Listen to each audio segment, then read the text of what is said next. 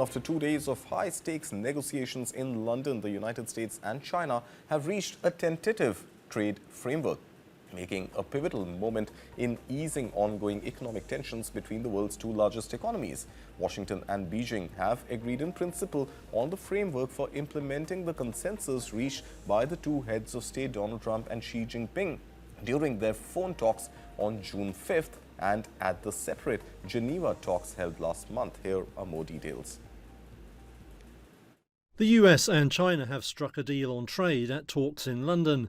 Commerce Secretary Howard Lutnick spoke to the media in the early hours of Wednesday after 2 days of intense negotiations. He said the deal fleshed out a provisional agreement reached last month in Geneva. So the idea is we're going to go back and speak to President Trump and make sure he approves it.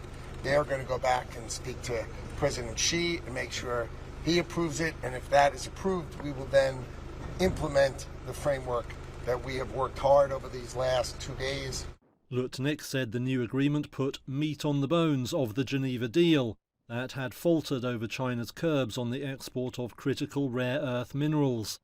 Now Lutnick says those restrictions will be removed as a fundamental part of the new framework.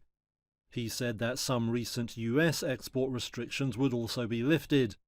Chinese Vice Commerce Minister Li Chenggang also spoke to reporters.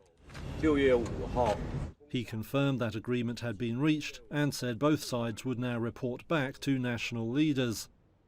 Markets gave the news a cautious welcome, with Asian stocks posting modest gains in Wednesday trade. Some analysts told Reuters they were waiting to see details of the deal before making a judgment.